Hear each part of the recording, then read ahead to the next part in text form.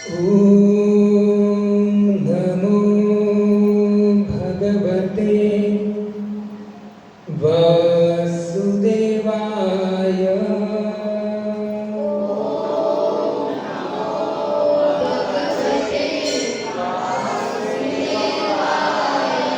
ॐ नमो भगवते वासुदेवाय।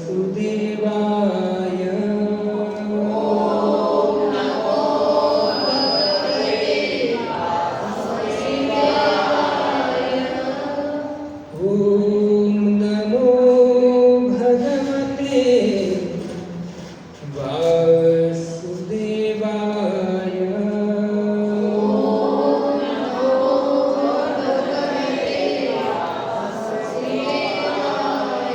नारायणं नमस्कृत्यं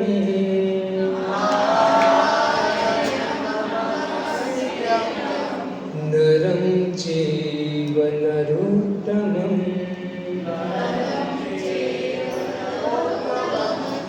देवीं सरस्वतीं व्यासं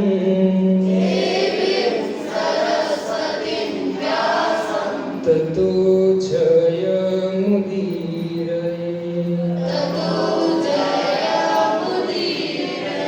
नष्टप्रायेषु भद्रेषु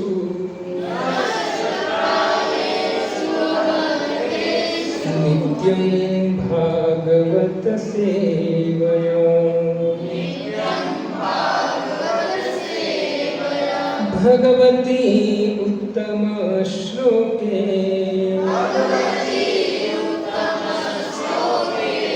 भक्तिर्भवति नष्टभी। जय श्री कृष्ण चैतन्य प्रभु नित्यानंद श्री अद्वैत गदाधर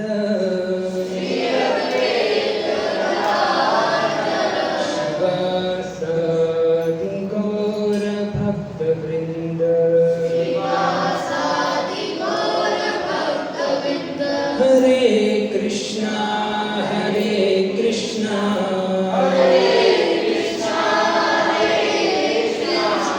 कृष्णा कृष्णा हरे हरे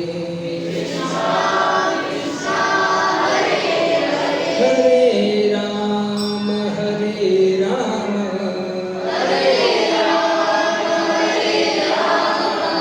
राम राम हरे हरे।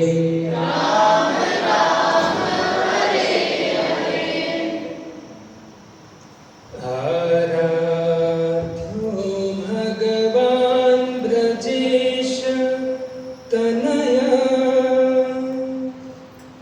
तद्धाम वृन्दावनम्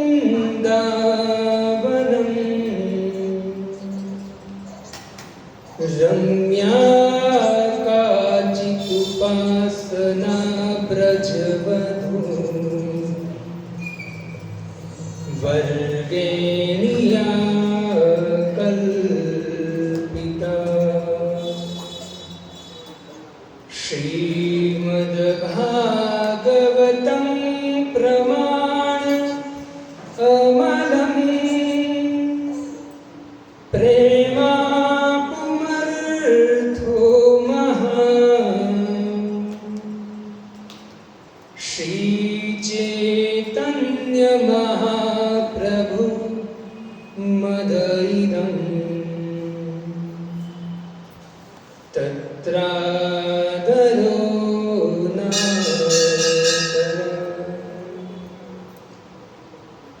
हे राधे ब्रज देविके चललिते। हे नंद सूनो कृत श्री गोवर्धन पाद पद्म पतले कालिंदी वन्दे कृतम् घोषन्ताविति सर्वतो ब्रजपुरे खेदे महाविह्वलो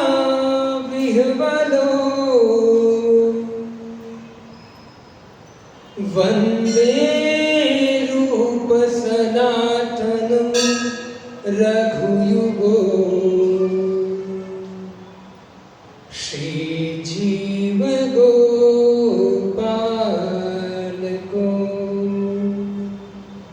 श्रीजीव गोपालको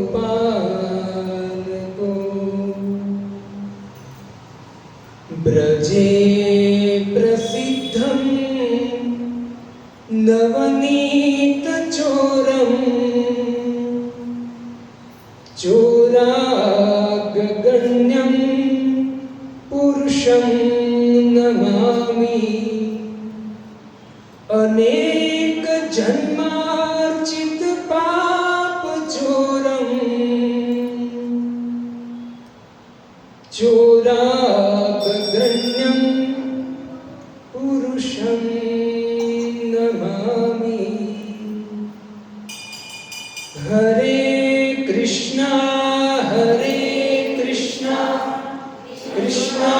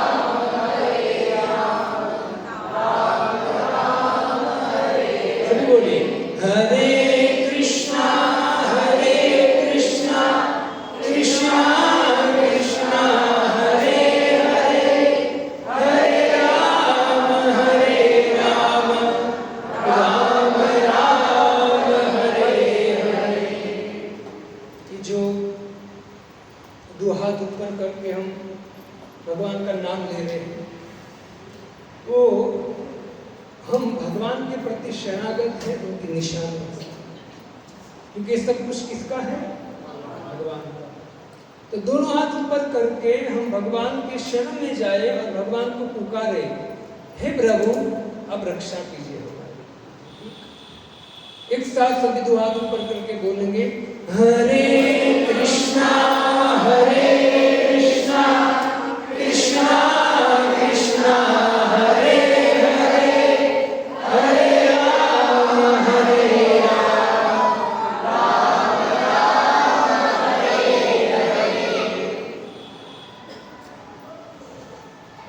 हरे कृष्ण।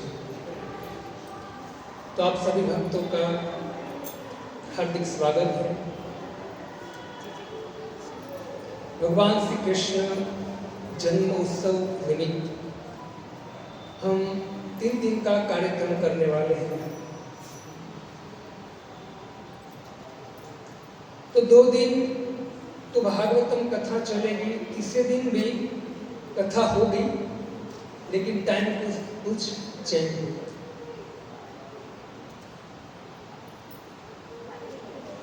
श्रीमद् भागवतम की जो भगवान की कथा है वो हमारे हृदय की जो जलन है उसको मिटाता है। संसार में हर व्यक्ति कोई ना कोई कारण से अंदर से जल रहा है। कोई पैसे के लिए जल रहा है, कोई शरीर का रोग है इसलिए जल रहा है, कोई ईर्ष्या के कारण जल रहा है।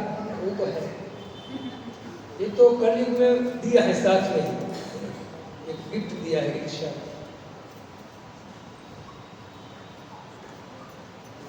तो ये जलन मिटाने के लिए, हृदय शुद्ध करने के लिए श्रीमद् भागवतम की कथा है। सुखदेव गोस्वामी श्रीमद् भागवतम में कहते हैं कि ऐसा नहीं है कि जो व्यक्ति संसार में फंसे हुए हैं, संसार में दुखी हैं, वही भगवान की कथा श्रवण करते हैं। नहीं, व्यासनंदन सुखदेव गोस्वामी कहते हैं कि जो व्यक्ति संसार, दुखालय संसार से मुक्त होकर नित्य मुक्त चुका है, भगवान के धाम में भी जा चुका है, वो भी क्या करता है? भगवान की कथा श्रवण करता है, क्योंकि भगवान की कथा ही साध्य है और भगवान की कथा ही साधन है। अभी संसार का इतना दुर्भाग्य है, आप YouTube खोलोगे तो अनेक लोग आपको ज्ञान देते हुए नजर आएंगे, लेकिन यदि आप थोड़ा सा यदि श्रीमद् भागवतम शास्त्र वेद का ज्ञान रखते हो तो आप ध्यानपूर्वक उन लोगों को सुनोगे और उनके जीवन में नजर डालोगे तो आपको पता चलेगा कि इतना ज्ञान व्यक्ति बोल रहा है, लेकिन उनको न तो साध्य के विषय में पता है न तो साधन के विषय में पता है। हो सकता है उनको साध्य के विषय में पता हो और साध्य के विषय में आपको बड़ा बड़ा ज्ञान दे रहा है, लेकिन उनके पर्सनल जीवन में जाएंगे तो उनको साधन के विषय में कोई ज्ञान नहीं। प्राय आप YouTube खोल के देखेंगे 95% आपको ये दिखेंगे। अब आप साधन क्या है, साध्य क्या है, उसका विस्तार आपको समझना है तो आपको नित्य सत्संग करना पड़ेगा। इससे हमको क्या करना चाहिए? हमें किसके पीछे चलना चाहिए? वेदव्यास जी के पीछे चलना चाहिए। श्रीमद् भागवतम आपने सबने देखा होगा, एज इट इज श्लोक है। कितने श्लोक है? 18,000 श्लोक। इसमें कोई अनुवाद नहीं। तो हमको किसके पीछे चलना चाहिए? ये भागवत के पीछे चलना चाहिए। भागवतम भगवत गीता अनेक लोगों ने लिखा है, उस पर टीका तात्पर्य। हम क्या करते हैं? कोई भी गीता उठाए तात्पर्य पर लिया,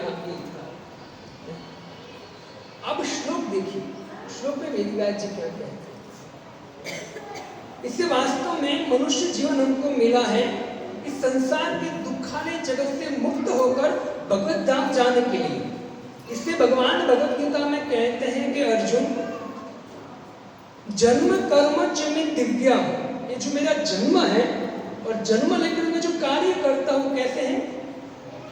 दिव्य है, दिव्य है। हमारे जन्म कर्म दिव्य है। जब यहां रहने वाला मनुष्य जब जन्म लेता है माता के गर्भ से, तो उनको साफ करने के लिए 2000 रुपए देने पड़ते हैं। ऐसा तो जन्म होता है हमारा। लेकिन ठाकुर जी भगवत गीता में 4थे अध्याय के 9वें श्लोक में कहते हैं कि अर्जुन, जन्म कर्म च में दिव्य, मेरा जन्म और कर्म दोनों दिव्य है। एवं यो वेति तत्व, यदि कोई व्यक्ति मेरे जन्म और कर्म को तत्व से जान लेगा तो कहते हैं न एति मामेति सो अर्जुन, वो व्यक्ति जगत में नहीं रहेगा तो कहां जाएगा? मामेति, मेरे धाम में आएगा। आपके धाम में क्या है? तो ठाकुर जी कहते हैं न तत् भास्यति सूर्यो न शशांको न पावक यद गत्वा निवर्तन्ते तद्धाम परमं मम। मेरा धाम परम है।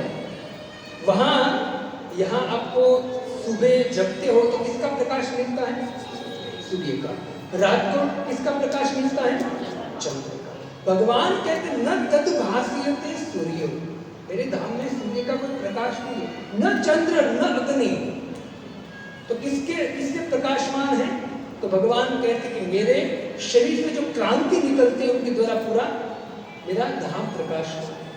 अच्छा, भगवान का धाम कितना है, कितना बड़ा है? ये जो ब्रह्मांड है ना, ये ब्रह्मांड, सुनिए ध्यान से,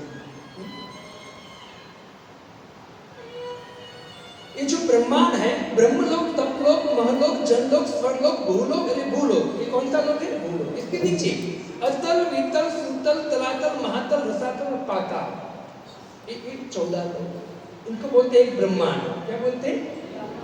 ऐसे अनंत कोटि, भगवान महाविष्णु के रोमकूप से अनंत कोटि ब्रह्मांड निकलते हैं। भगवान श्री कृष्ण कहते हैं अनंत कोटि ब्रह्मांड। विचार कीजिए, हम राजसमंद के बाहर भी निकलते हैं, हमने ठीक से भारत भी नहीं देखा है। श्रीमद् भागवतम में सुखदेव गोस्वामी कहते हैं कि जो भूलोक है ना, हम कहाँ रहते हैं? भूलोक में भी कहाँ, कौन सी जगह पर रहते हैं? पृथ्वी। किसमें? ये भूलोक इतना बड़ा है कि पृथ्वी कितनी लगती है? समझ में आपको? और पृथ्वी में भी 7 खंड है। अब ऑस्ट्रेलिया चले जाओ, न्यूजीलैंड चले जाओ, भारत का कोई अंत नहीं, दिखेगा नहीं। सुखदेव गोस्वामी कहते कि हे परीक्षित, यदि कोई व्यक्ति ब्रह्मलोक तपलोक नीचे के लोग को छोड़ दो, यदि कोई व्यक्ति भूलोक का ट्रैक्चर को समझ जाए ना, तो उनको भगवान में प्रेम हो जाए। सुखदेव गोस्वामी कितना बड़ा है, उसमें पृथ्वी कितने हैं? भक्तों, करोड़ों जन्म से हम भटक रहे हैं। पुनरेति जननम पुनरेति मरणम। सुखदेव गोस्वामी कहते हैं इस चक्कर से मुक्त होना है, जन्म मृत्यु से मुक्त होने के लिए हमको मनुष्य जीवन मिला है, और मनुष्य जीवन जिसको मिला है वो व्यक्ति धन्य है, और मनुष्य जीवन में मिल गया है वो धन्य है। लेकिन उसमें भी धन्य से भी धन्य वो व्यक्ति हैं जिनको मनुष्य जीवन में भी सत्संग मिला। इसे सुखदेव गोस्वामी कहते हैं, प्रायेण मुनियो राजन् निवृत्त विधिषेधत निर्गुणस्य रमन्त स्म गुणानुकथने हरे। हे परीक्षित, जो व्यक्ति मुक्त भी हो चुका है ना, भगवान के धाम में चला गया है, जीवन में जीते जीते मुक्त हो चुका है, वो भी क्या करता है? मेरी कथा का, भगवान की कथा का श्रवण कीर्तन करता है, क्योंकि यही साध्य है। इससे हमको टेस्ट डेवलप करना है। किसमें? तमाकू। तो कहाँ डेवलपमेंट कहाँ करना है? टेस्ट होगा भगवान की कथा, भगवान की कथा में। और भगवान की कथा कहाँ मिलेगी? सत्संग।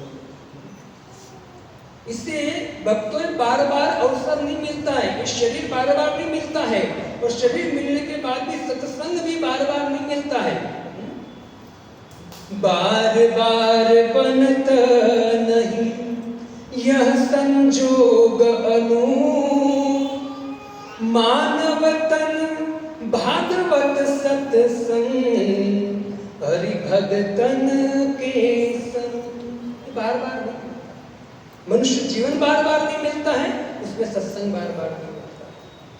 आप यदि रामायण की थोड़ा सा भी आप ज्ञान रखते होंगे, राम कथा तो आपने बहुत श्रवण किया होगा, और यहाँ जो मैं आपको कथा श्रवण करा रहा हूँ वो कोई नया नहीं है। जो भी मैं आपको बोलूंगा आप तुरंत मन आपको कहेंगे एक मिनट सुना, तुरंत बोलो क्या मैंने सुना। कोई नया नहीं है, लेकिन नया भले ना हो, लेकिन इनका स्मरण करना बहुत जरूरी है। हम भूल जाते थे, यहाँ से बाहर जाएंगे तो तुरंत भूल जाएंगे। इसे क्या करना चाहिए? बारंबार इसको स्मरण करना चाहिए। और स्मरण कहाँ होगा? भक्तों के संग में स्मरण होगा। तो यहाँ आपको स्मरण कराया जाएगा, क्योंकि हमारे भगवान श्री कृष्ण कहते हैं कि हे अर्जुन,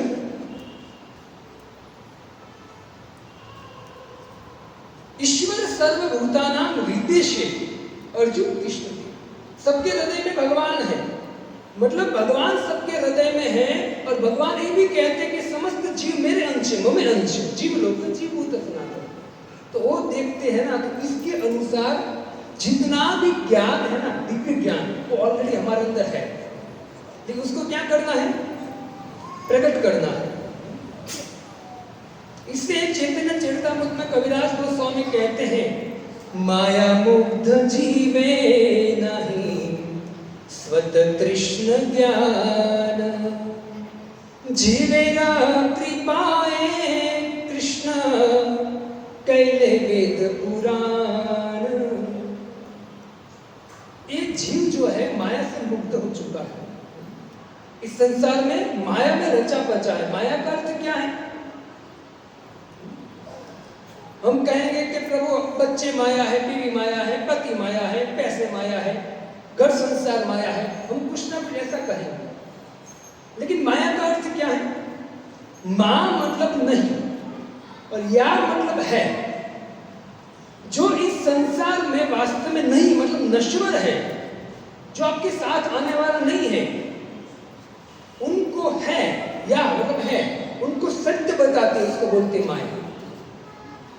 हम किस में आसक्त रहते हैं? घर में, गाड़ी में, बंगले में, पैसे में, सब में आसक्त रहते हैं। वास्तव में वो नश्वर है, साथ में आने वाला नहीं है, और उसमें वही चीज हमको अधोगति को ले जाएगी। लेकिन माया क्या कहती है कि यही सत्य है, इसमें तो रचा बचा है, यही माया। तो माया से मुक्त हुआ जीव को मुक्त करने के लिए भगवान श्री कृष्ण स्वयं वेदव्यास जी के रूप में आए। और वेदव्यास जी ने क्या किया? वेदों का लिपिबद्ध किया। वेदों को पहले आप द्वापर में, त्रेता युग में आप देखोगे तो एक गुरु दूसरे गुरु को ज्ञान देता था। कैसे देता था?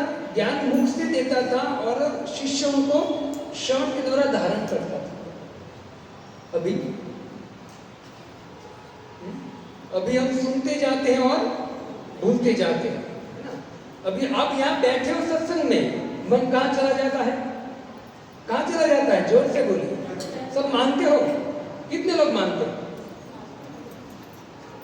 सब लोग मानते हैं। इसे भक्तों रामायण में शिव जी सत्संग की महिमा श्रवण कराते हैं। जब उत्तर कांड में शिव जी भगवान राम सामने बैठे हैं, भगवान राम को अयोध्या का राजा बना दिया और भगवान श्री राम बैठे, शिव जी वहां सभा में बैठे और शिव जी दो हाथ जोड़कर राम को कहते हैं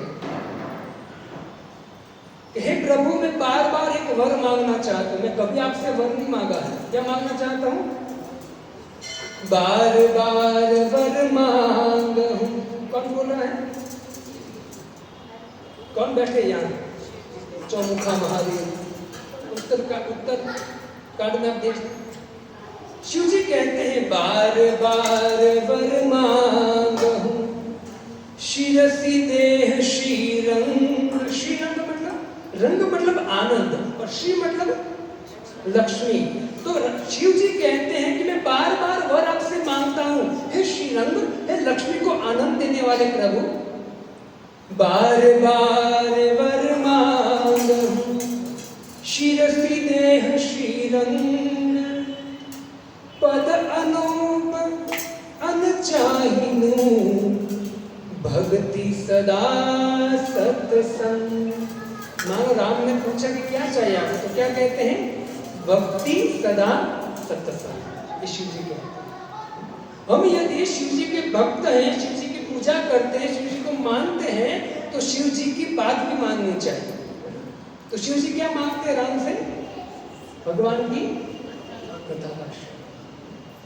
इससे हमें किसके पीछे चलना चाहिए?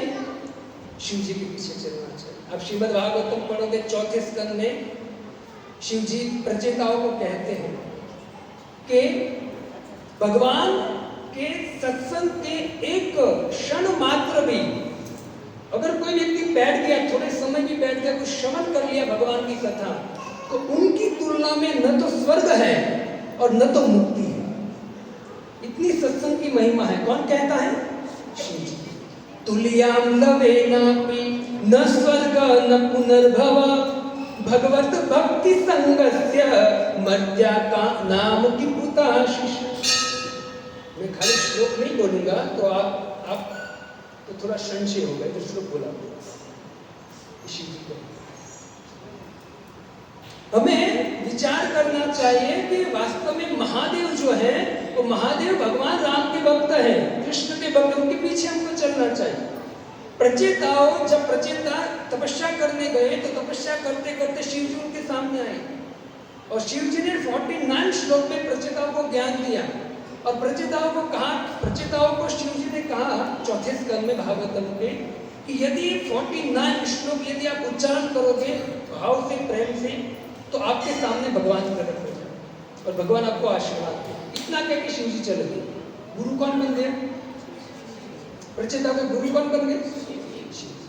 प्रचेता शिव जी ने जो बोला, ऐसे पानी के जल में खड़े रहकर प्रचेताओं ने 49 श्लोक बारंबार उच्चारण किया और भगवान उनके सामने प्रकट हुए। भगवान प्रकट हुए हैं और भगवान ने कहा कि मैं आपके भक्ति से प्रसन्न हूं, मांगिए आपको क्या चाहिए। तो इन लोगों ने कहा कि हमको कुछ नहीं चाहिए प्रभु, आपकी भक्ति में इतना आनंद है, हमको और कुछ नहीं चाहिए। हम होते तो, हम अगर वो 10 प्रचेता थे, हम 10 होते तो हम कहते प्रभु ठहरी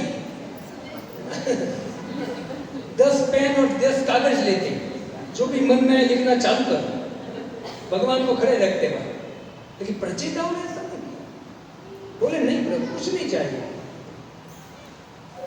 तो भगवान कहते हैं काम करो, आप आपके पिताजी की आज्ञा है कि आपको तपस्या करके घर जाना है। आपके पिताजी ने आपके लिए पुत्री मतलब शादी के लिए तैयार लड़कियां रखी, आपको शादी करना है और एक मेरी जो सृष्टि है उसको आगे बढ़ाना। अब प्रचेता ऐसे भगवान शिव जी गुरु बन गए थे, प्रचेता भगवान की ऐसी भक्ति कर रहे थे, तो भक्ति करते करते उसमें इतना वैराग्य आ गया, उनकी इंद्रियां शुद्ध हो गई। क्या हो गया? देखो ये अंतर है। जब कोई व्यक्ति भगवान की भक्ति करता है ना, राम कृष्ण भगवान की भक्ति करता है कोई व्यक्ति, तो निश्चित धीरे धीरे उनकी इंद्रियां शुद्ध हो जाती है। उनको कोई भौतिक संसार भोगने की कामना भी होती है ना, तो धीरे धीरे नष्ट हो जाती है। उदाहरण प्रचेता। दूसरा उदाहरण ध्रुव महाराज, उनको भी क्या था, ब्रह्मा से भी ऊंचा राज्य चाहिए था। जैसे भगवान सामने आए भक्ति किया तो भगवान को बोला मुझे कुछ, ये भगवान की भक्ति का प्रताप है, कृपा है भगवान की। लेकिन रावण किसका भक्त था? अब शिव जी प्रकट हुए तो शिव जी से क्या मांगना चाहिए? भक्ति मांगना, जैसे प्रचेताओं ने मांगी, नरसिंह मेहता ने मांगी, है ना, तो भक्ति मांगनी चाहिए। लेकिन क्या मांगा उसने? हिरण्यकशिपु 36,500 साल तपस्या किया, लेकिन मांगा क्या? भोग मांगा। इससे समझ में आता है कि ब्रह्मा जी की या शिव जी की भजन ये लोग करते हैं, तो हमको समझना चाहिए शिव और ब्रह्मा का भजन करने के बाद शिव जी हमसे वास्तव में प्रसन्न होते हैं। और जब हम हमारे सामने प्रकट होते हैं तो उनसे क्या मांगना चाहिए? भक्ति मांगना चाहिए। उनको बोलना चाहिए प्रभु मुझे कुछ नहीं चाहिए, आप जो करते हो ना वो मुझे दीजिए। नरसिंह मेहता ने क्या कहा? नरसिंह मेहता ने वही कहा, प्रभु आपको जो करते हो ना, आपको जो अच्छा लगे मुझे दीजिए। शिव जी प्रसन्न हो गए। शिव जी कहाँ लेकर गए उनको? पकड़ कर रास्ते में लेकर गए। शिव जी खुद। इससे शास्त्रों के सिद्धांत को समझना चाहिए। प्रचेताओं ने कहा कि प्रभु हम शादी नहीं करेंगे, हमको आपका भजन करना है। भगवान ने कहा देखो मेरी भी इच्छा है कि सृष्टि आगे बढ़े, आपके पिता की भी इच्छा है आप शादी करो। तो बहुत कहा तो मना किया बारंबार प्रचेताओं ने। तो भगवान ने पूछा क्या समस्या क्या है? तो बोले नहीं प्रभु हम शादी करेंगे तो बीवी बच्चे में परिवार में समाज में फंस जाएंगे, आपकी भक्ति नहीं हो पाएगी। जैसे राज संबंध वाले फंस गए ऐसे हम भी फंस जाएंगे। राज संबंध वाले को बोलते चलिए सत्संग में, तो बोलते प्रभु जी बच्चे है बीवी है, आपको तो कुछ है नहीं आगे पीछे, आप करो सत्संग, हमारे आगे पीछे तो बहुत है। तो ऐसा जवाब देते हैं। लेकिन सुनिए भगवान क्या जवाब देते हैं। यदि आप मेरी बात न माने तो कोई बात नहीं, प्रचेताओं को भगवान बहुत सुंदर जवाब देते हैं। प्रचेताओं कहते हैं कि प्रभु हम शादी करेंगे तो संसार में फंस जाएंगे व्यवहार में। तो भगवान कहते हैं चिंता मत करो, यदि मैं आपको जो कहना चाहता हूँ यदि आप उस अनुसार काम करोगे ना, उस अनुसार कार्य करोगे, तो बीवी बच्चों समाज के साथ बिजनेस करते करते भी आप समाज में रहते रहते भी इस संसार में फंसोगे नहीं, और जीवन का अंत होते ही आप मेरे धाम में आओगे। यदि मैं जो आपको कहता हूँ आपको करना पड़ेगा। तो भगवान ने क्या कहा? तो भगवान कहते हैं प्रचेताओं को, गृहेशाम वसति पुंसा अपि पुंसा कुशल कर्मणा। कहते गृहेशाम अपि वसताम, घर में वसते रहते रहते कुशल कर्म करो। कुशल कर्म, बोले कुशल कर्म क्या है? तो कहते भगवान मद वार्तायाम यदि याताना न बंधाय गृहमता। यदि आप घर में रहते रहते भक्तों के संग में मेरे नाम का कीर्तन करोगे, मेरी कथा श्रवण करोगे, मेरी कथा करोगे, गीता भागवतम पढ़ोगे, तो संसार में रहते रहते भी आप कभी बंधन में नहीं पड़ोगे। इसी वक्त तो हमें बहुत सावधानी से सत्संग करना चाहिए। अब देखिए भक्तों, ऐसा नहीं, वेदव्यास जी, नारद जी बहुत बड़े बड़े, वेदव्यास जी तो साक्षात भगवान के अवतार, 27 अवतार है। नारद मुनि, असित, देवल आदि अनेक ऋषि मुनि हैं जो दीर्घ काल से जीवित हैं, लेकिन जब उनको पता चलता है कि भगवान की कथा हो रही है, वो लोग सब कुछ छोड़कर भगवान की कथा श्रवण करने के लिए बैठ जाते हैं। जब सुखदेव गोस्वामी परीक्षित के सामने बैठे कथा श्रवण कराने के लिए, तो कौन बैठा था वहां? वेदव्यास जी, नारद मुनि, अत्रि मुनि। सुखदेव गोस्वामी कहते हैं परीक्षित को कथा श्रवण कराते कराते कि हे परीक्षित, नौवें स्कंद की कथा श्रवण कराते हुए कहते कि हे परीक्षित, ब्रह्मा जी के पुत्र हुए, आंख से प्रकट हुए जिसका नाम था अत्रि। क्या बोले? आंख से प्रकट हुए जिसका नाम था अत्रि, और अत्रि कहां बैठे हैं? सामने बैठे अत्रि। वेदव्यास जी, नारद सब बैठे, अत्रि सामने बैठे, और सुखदेव गोस्वामी अत्रि की कथा कराते। समझा? तो कहने का मेरा तात्पर्य यह है कि ऐसे बड़े बड़े दीर्घ जीवित ये जो ऋषि मुनि हैं, वो भी जहां भी भगवान की कथा श्रवण करने सुनने का अवसर मिलता है, आकर बैठ जाते हैं। इससे कभी भी ऐसा नहीं सोचना चाहिए कि भाई मैंने श्रीमद् भागवतम कथा 7 दिन श्रवण कर लिया, सुन लिया, ऐसा नहीं बोलना चाहिए। 7 दिन श्रवण करने का अर्थ क्या है? 7 दिन श्रवण करने का अर्थ है कि एक सप्ताह में कितने बार आते हैं? 7। तो 7 बार आपको कथा श्रवण करनी है। समझ में आया? समझ आ रही है मेरी बात? 7 दिन की बात मतलब क्या है? 7 दिन। अब सोमवार सुनी, मंगल, बुध, गुरु, शुक्र, शनि, रवि, 7 दिन सुन लिया, फिर सोमवार वापस आया, वापस श्रवण करो, वापस 7 दिन आएगा। तो ये 7 दिन, इससे श्रीमद् भागवतम में वेदव्यास जी कहते हैं नित्यम भागवत सेव्य, नित्य श्रवण करना। तो सत्संग जो है वो बड़े बड़े ऋषि मुनि भी करते हैं। सुखदेव गोस्वामी, अब देखिए भागवतम में देखेंगे, सुखदेव गोस्वामी जब आए ना, परीक्षित सामने बैठे सुखदेव गोस्वामी आए, तो कौन कौन वहां ऋषि मुनि आए थे? सुनिए, प्रभुपाद जी तात्पर्य में कहते हैं कि ऋषि मुनि का नाम भी श्रवण करना बहुत पवित्रता है। वो कहते हैं अत्रि, वशिष्ठ, च्यवन, शरदवान। गिनिएगा, मैं पूछूंगा, अत्रि, वशिष्ठ, च्यवन, शरदवान, अरिष्ट, नेमि, भृगु, अंगिराश्च, पराशयो, गाधिसुतोत्तराम, उतत्य, इंद्र, प्रमत, इत्वबाहु, मेधातिथि, देवल, आष्टशेनो, भारद्वाज, गौतम, पिपलादः, मैत्रे, और्व, कवच, कुंभयोनि, द्वैपायनो, भगवान, नारदश्च। कितने हुए? 25। और 1-2 श्लोक है। तो देखिए, ये सब ऋषि मुनि इसके सामने कथा श्रवण करने आए। सुखदेव गोस्वामी कितने साल में थे प्रभु? 16 साल। द्विअष्टवर्षम सुकुमार।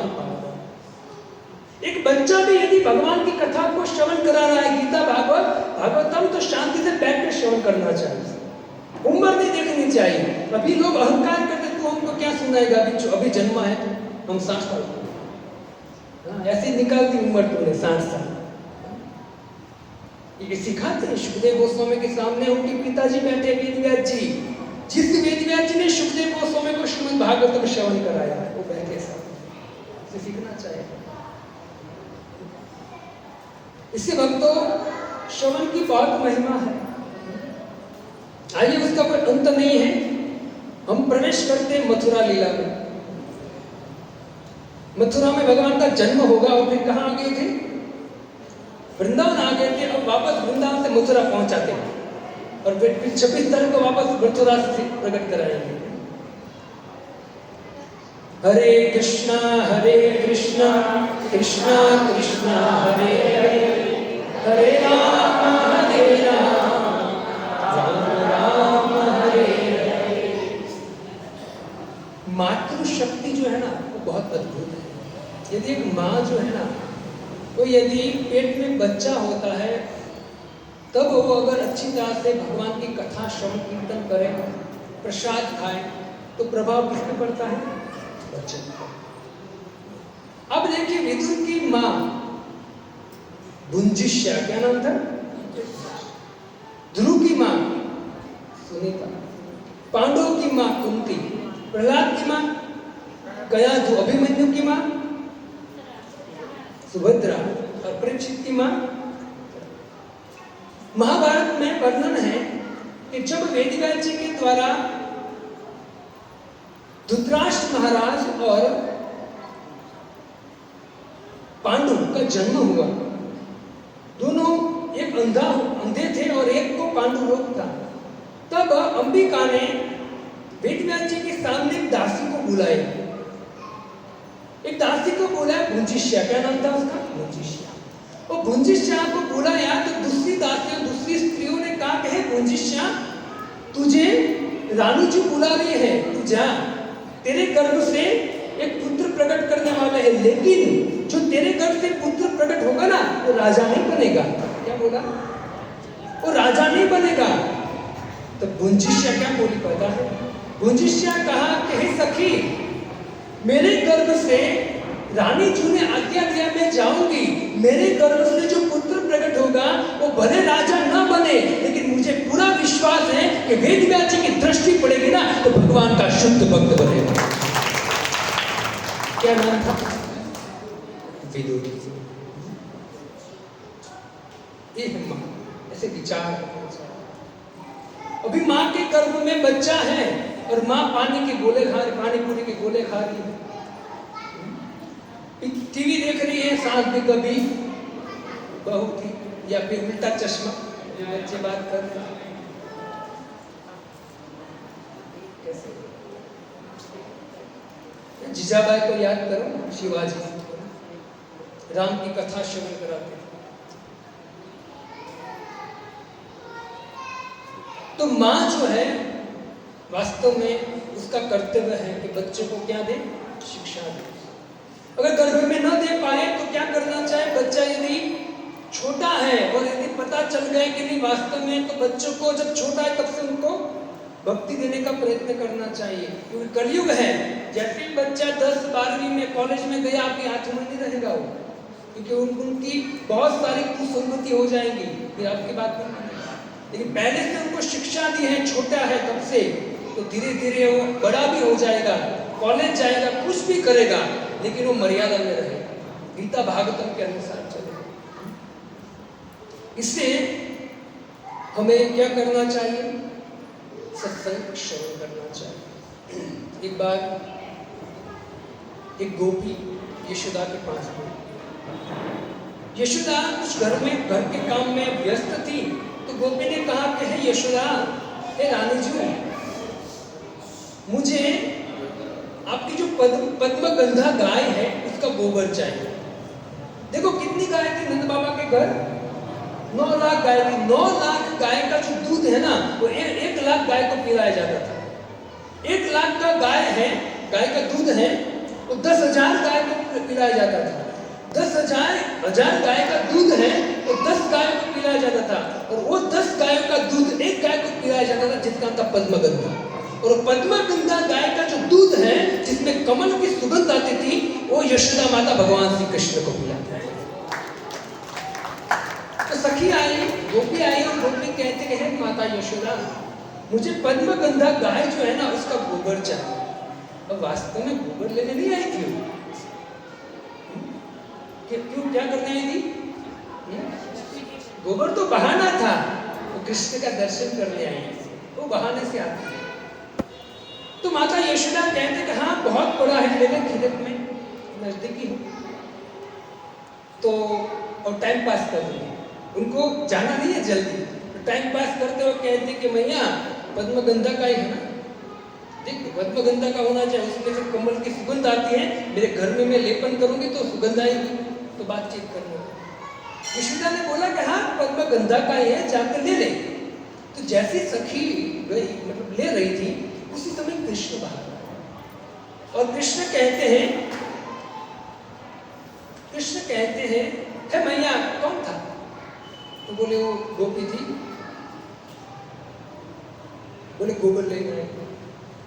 भगवान श्री कृष्ण कहते कि मैया ऐसी व्यक्ति को गोबर नहीं देना चाहिए, वो आती रहती है, इसको देना कौन है? ऐसा बोला भगवान। अब सुनिए भक्तों, जैसे भगवान ने अपनी वाणी से बोला कि कौन है वो, और सब देने आ जाए, नहीं देना चाहिए, मतलब ऐसे बोल रहे थे। अब भगवान की वाणी तो आपको पता है ना कितनी सुंदर है, कैसा भी बोल। एक बार अकबर ने बीरबल को कहा, अकबर ने बीरबल को कहा कि बीरबल मुझे बता कितने बर है। क्या बोला? कितने बर है? तो बीरबल ने कहा प्रभु एक तो मैंने सुना है, एक तो राधा बर। राधा बर कौन है? कृष्ण। एक है राधा बर और दूसरा है सिया बर। कौन? दो बर का नाम मैंने सुना है। तो ये तो राजा था अकबर, तो अकबर ने बोला कि तूने एक नाम भूल गया, अकबर भी है। क्या बोला? मेरे पीछे बर लगता है, बोला अकबर भी है। तो बीरबल ने कहा कि राजा अगर ऐसे गिना जाए ना तो एक गोबर भी है। लेकिन मुख्य कौन है? राधा पर और भगवान श्री कृष्ण ने उस आवाज से, मधुर आवाज से माता को कहा कि कौन आया, कौन गोपी आई, उसको नहीं देना चाहिए, वो तो आती रहती है। इतनी मधुर आवाज में बोला। गोपिया कहते हैं मधुरिया गिरा वल्गुवा गया बुध मनोज्ञया पुष्करे विधि करीरिवा वीर मुह्यति अधरसी धुना प्यायस्व। भगवान की मधुर वाणी श्रवण करके, सुनकर, किसने सुना? किसके कान में गई? वो गोपी के कान में। गोपी के कान में जैसे कृष्ण की आवाज गई, एकदम भाव विभोर हो गई। कृष्ण चलते चलते वहां गए और गोपी को कहते क्या ले रही? तो बोले गोबर ले रही। तेरे बाप का? तो बोले मैया को मैं पुष्कर आई हूँ। तो बोले भले मैया को पुष्कर आई हो, तुझे गोबर चाहिए तो मेरी एक शर्त है। क्या शर्त है? तो बोले तू जिप वो पात्र आता है ना गोबर लेने, क्या बोलते हैं? तगारा। तू जितना तगारा गोबर ले जाएगी ना, उतना मैं मक्खन का लौंदा लूंगा कृष्ण का। तो सखी ने कहा, गोपी ने कहा कि ठीक है, तू यहाँ खड़ा रहना है तुझे, मैं तुझे देखूंगी। और दूसरा कि जैसे ही वो तगारा भर जाए तो मेरे सिर पर लगा, मतलब रख देना है, मुझे हेल्प कर दो। कृष्ण ने ठीक है। बोले जैसे तू एक तगारा मेरे सिर पर रखेगा, मैं जाऊंगी, तब मैं तेरे गालों पर एक टक्की गोबर की करूंगी, मतलब याद रहे एक तगारा लेकर। तो सखी जो है गोपी, वो एक तगारा लेकर गई, एक टक्का किया, दूसरा तगारा लेकर गई, दूसरा टक्का किया, तीसरा तगारा लेकर तीसरा टक्का किया। अब हो गया 4, 5, 6 तगारा हो गया। अब भगवान ने क्या करना चालू किया? भगवान ने एक्स्ट्रा लगाना चालू किया। और जैसे गोपी आई तो गोपी ने देखा उसके गाल पर कि अभी तो मैं 6-7 तगारे ले गई हूँ और इतने किल्लत, निश्चित इसने कपट किया है मेरे साथ। देखो भक्तों याद रखें, मैं आज ही स्मरण कर रहा था कथा का। बहुत लोग होते हैं जो भगवान की बात आती, भगवान की सेवा की बात आती, भक्तों की बात आती, उनके साथ कपट करते हैं। भौतिक संसार में तो कपट करते ही हैं, भक्तों की सेवा में, भगवान की सेवा में कपट करते हैं। लेकिन याद रखना, छल नहीं करना चाहिए, क्योंकि छल करने में सर्वश्रेष्ठ कौन है? भगवत गीता में कहते हैं छलम छलवता अस्मि, है ना, छल करने में सर्वश्रेष्ठ मैं हूं, पुष्टिए बलि को। हम कोई भी कार्य करते हो ठीक है, तो सब कुछ की मापदंड रहता है, सबका लेखा जोखा रहता है। उसमें यदि भक्त और भगवान की सेवा में यदि आपने कुछ गड़बड़ कर रहे हो ना, आपको लगे किसको क्या पता चलने वाला है, हम तो बहुत होशियार है ना। लेकिन ठाकुर जी सब देख रहे, वो झटका देंगे इसके वोल्ट कितने वोल्ट कर देंगे? 420 वोल्ट का झटका देंगे, उछल के गिरोगे नीचे।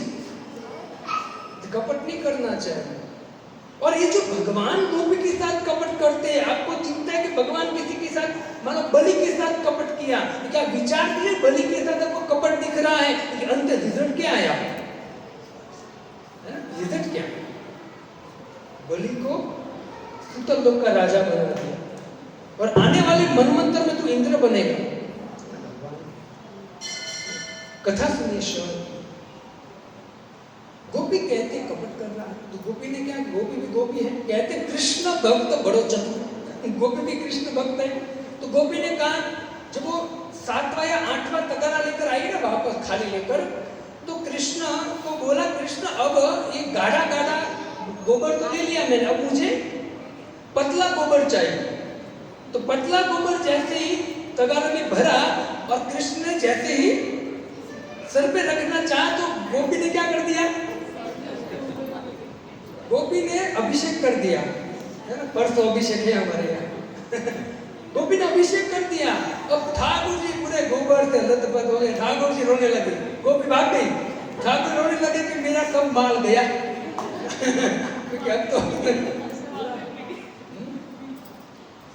तो भगवान ऐसे लीला करते। शुरुआत में हमने श्रवण किया, जय राधा माधव कुंज बिहारी गोपी जना वल्लभ गिरिवरधारी, यशोदानंदन ब्रज जन रंजन। ब्रज जन को रंजन आनंद देते थे भगवान, दूसरा कुछ नहीं था।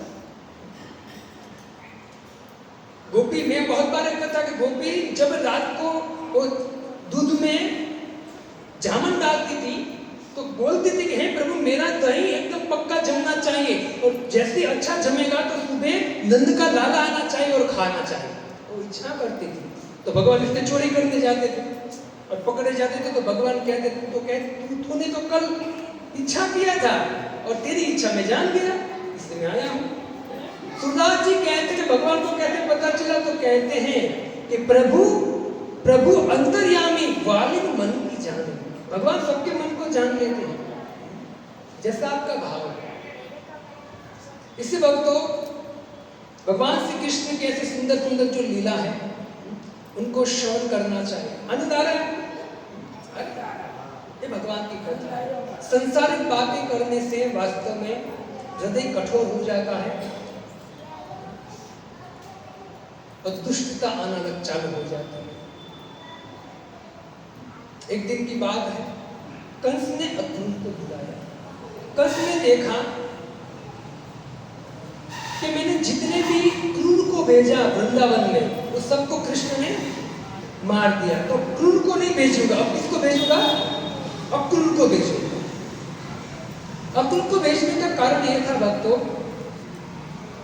कि जब कंस को पता चला कि देवकी के गर्भ से कौन प्रकट हुआ है, मेरी मां दुर्गा प्रकट हुई है,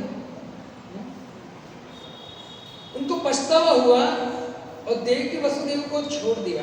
उसी समय नारद मुनि आए और नारद मुनि ने उनको कहा, सब कुछ कहा नारद मुनि। उसके बाद जब भगवान 10 साल के हो गए, नारद मुनि ने कहा कि तेरा जो शत्रु है वो वृंदावन में है और वसुदेव का पुत्र है, सब कुछ नारद जी ने बताया। नारद मुनि ने कहा कि देख तूने जितने भी क्रूर को भेजा उसको मार दिया कृष्ण ने, अब तो एक काम कर। क्या? तो नारद मुनि कहते कि अपनी गली में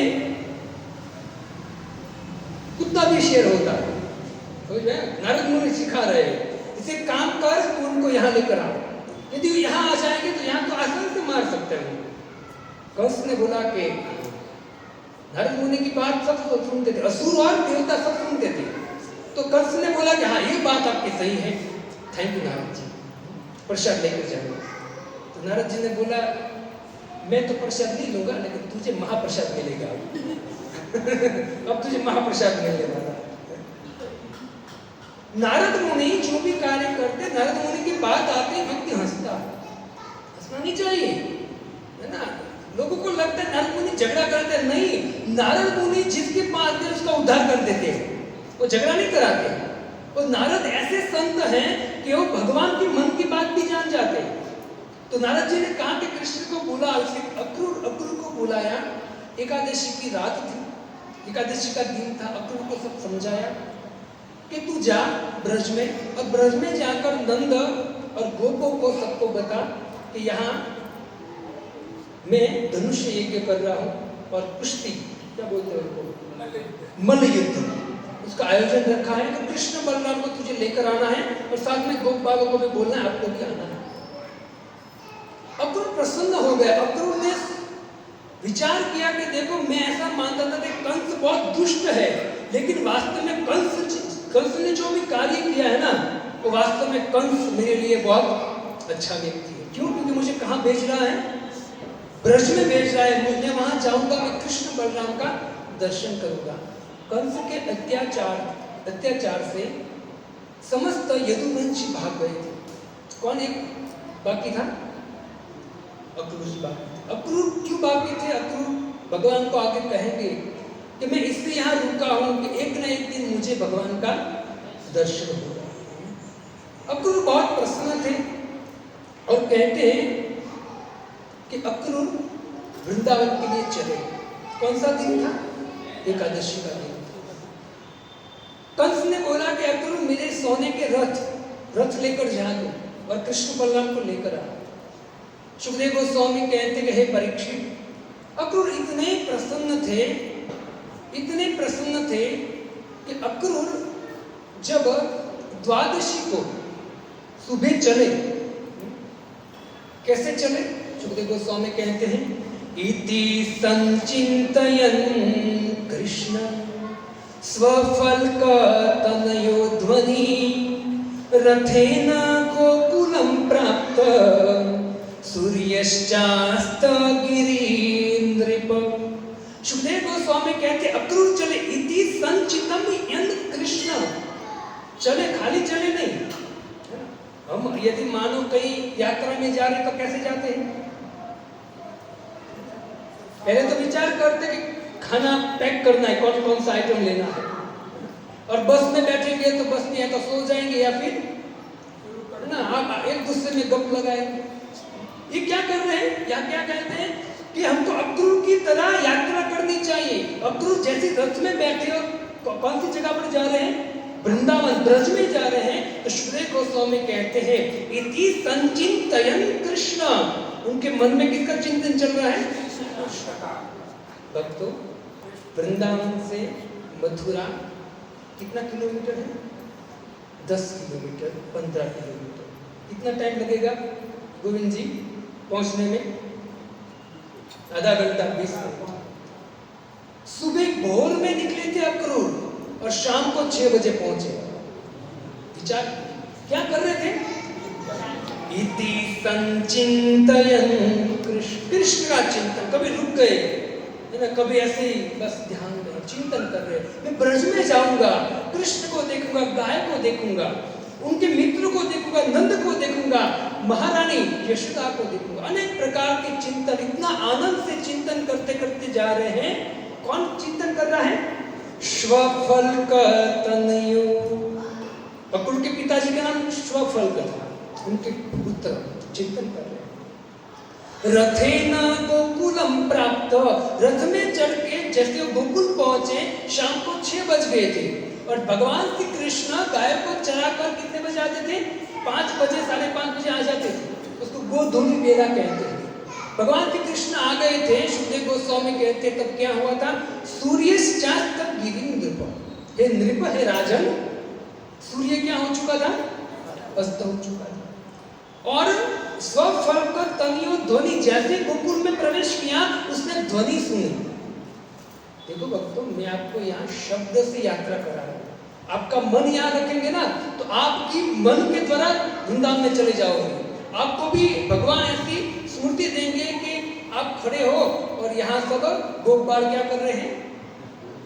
गाय को। ध्वनि किसकी आ रही थी? 6 बजे कृष्ण गाय चरा के आते थे, फिर समस्त गोपाल क्या करते थे? गाय को देते थे। तो कहते हैं कि कृष्ण स्वफल्क तनयो ध्वनि, उसने क्या सुना? ध्वनि सुनी। अब ध्वनि क्या थी? आवाज आती ना, उसकी आवाज आ रही थी और एक लोग कहता है कि अरे उसको मत छोड़ो, अरे इसको छोड़ दो, अरे तू दूसरा पात्र ला, अरे तू क्या कर दिया, इधर आजा, कहाँ जा रहा है। ये सब ध्वनि गाय बोलते हैं। तो ध्वनि किसने सुनी? सुखदेव गोस्वामी कहते हैं 12 कमर 12 को अक्रूर जी पहुंचे, कितने बजे? शाम को 6 बजे। 13 को कृष्ण को लेकर रवाना हो गए सुबह सुबह। 1 या 12 या 1 बजे मथुरा पहुंचेंगे। फिर मथुरा 13 को मथुरा पहुंचेंगे और 14 को कंस को मारेंगे। 14 को क्या था? तो कहते शिवरात्रि। क्या था? शिव जी का यहाँ बैंड बज रहा था, शादी, शिव जी की शादी हो रही है, मतलब वहां शिव जी का बैंड बज रहा है, यहाँ भगवान ने कंस का बैंड बजा दिया, दोनों काम साथ में।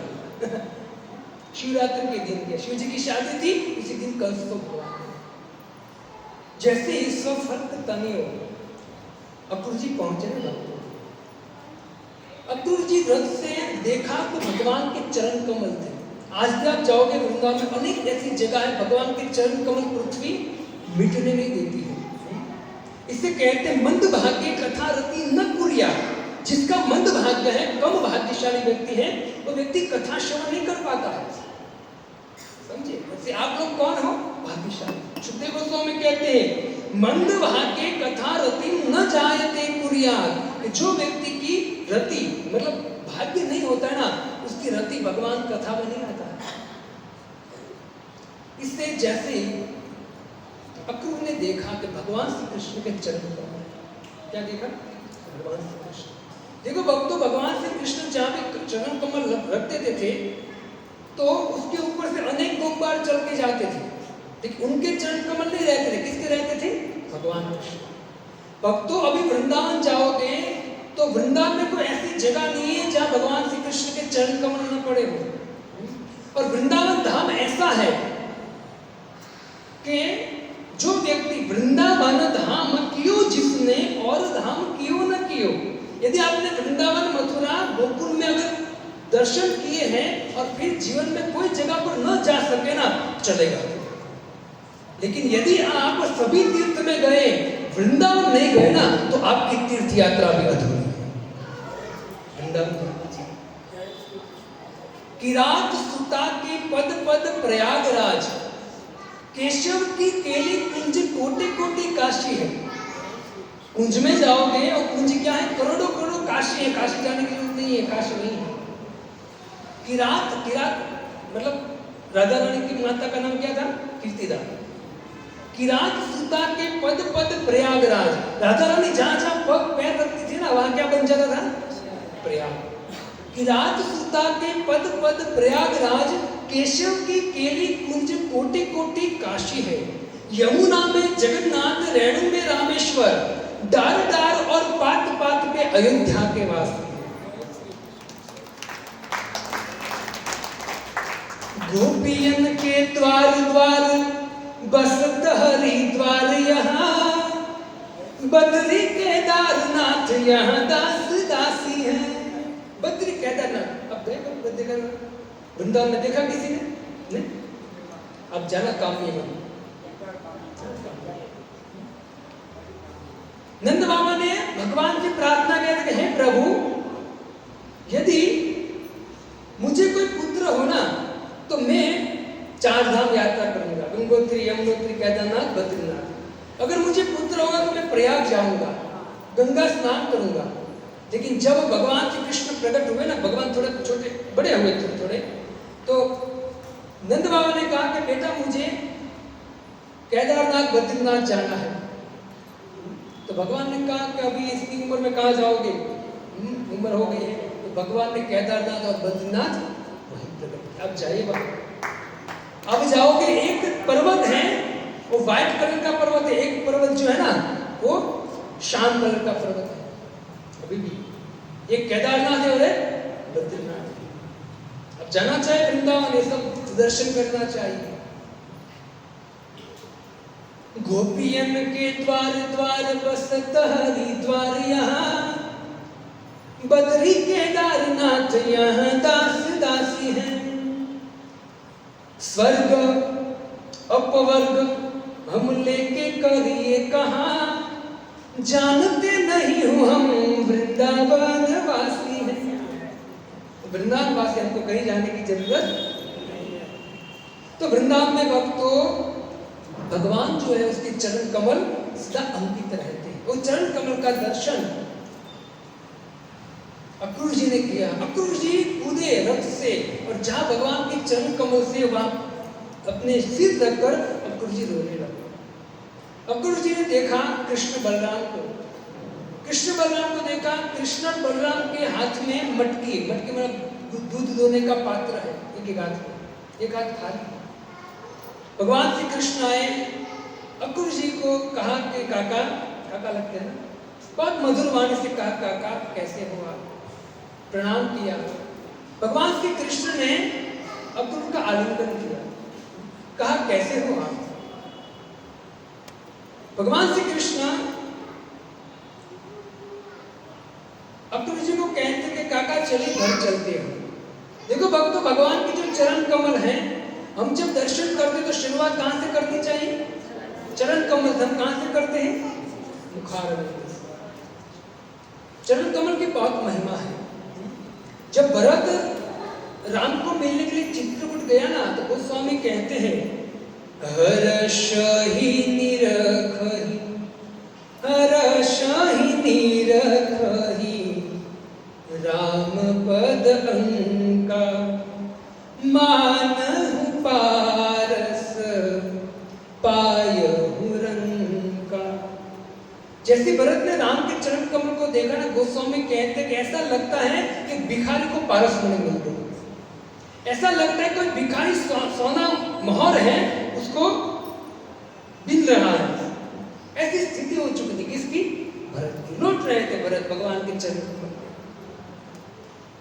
इसे गोपियां जब श्रीमद् भागवतम के 10.31वें अध्याय में जब भगवान गोपी गीत गाती है, 31 अध्याय है, तो अध्याय में श्लोक 19 श्लोक है। जब गोपी गीत गाती है 19 श्लोक में, तो 19 श्लोक में 4 श्लोक ऐसे हैं जो भगवान के चरण कमल की चर्चा कर रहे हैं।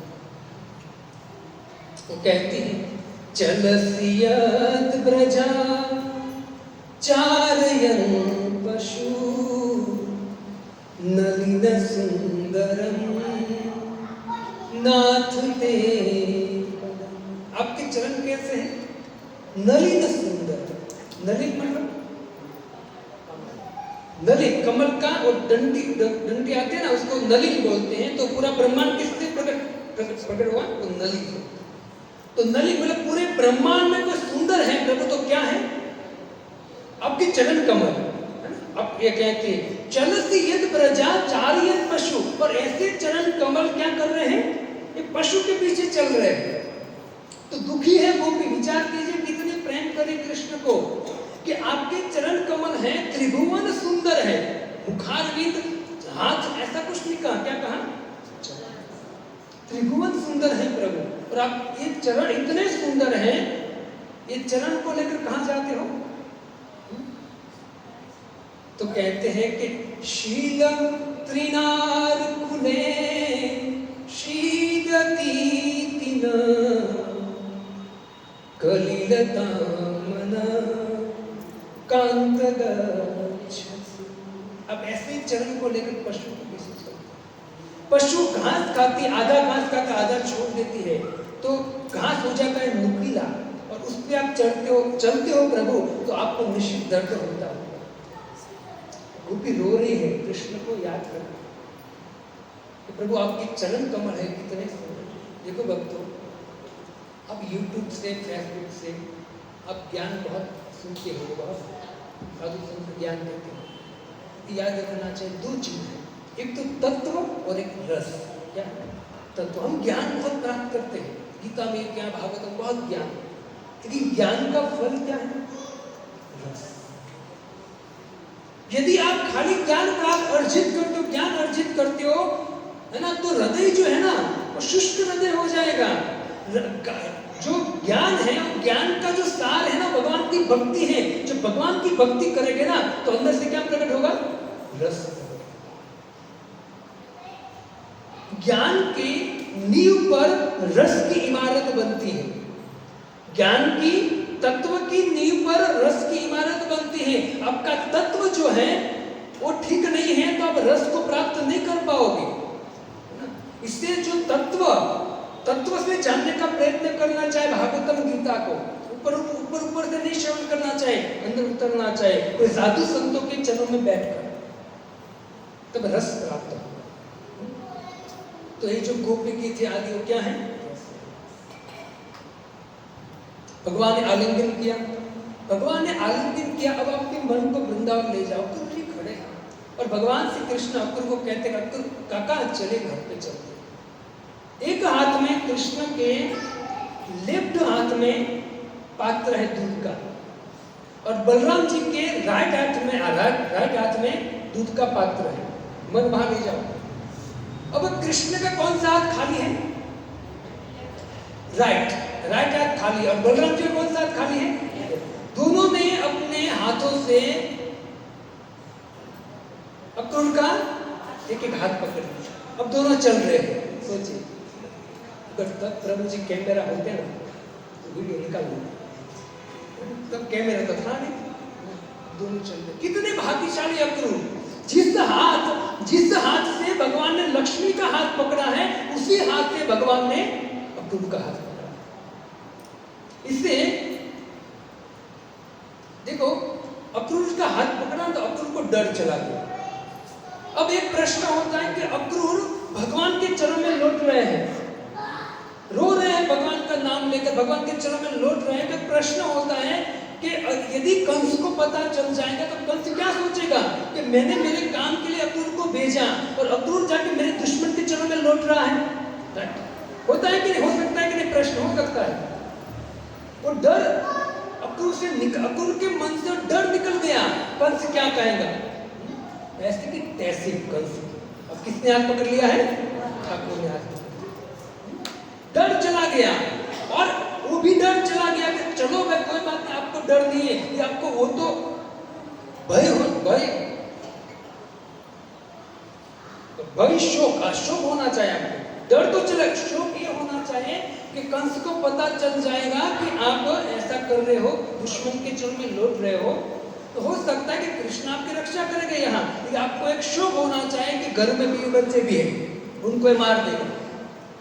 लेकिन भगवान ने हाथ पकड़ा अक्रूर का, अक्रूर को भय भी चला गया, साथ में शोक भी चला गया। जो भी होगा ठाकुर देख लेंगे। समझ में आया आपको? ये सिद्धांत है। इसलिए हम जब भगवान के हाथ में डोरी देते ना, भगवान श्री कृष्ण भागवतम में कहते हैं यश्यान वे श्रूयमाणायाम कृष्ण परम पुरुष।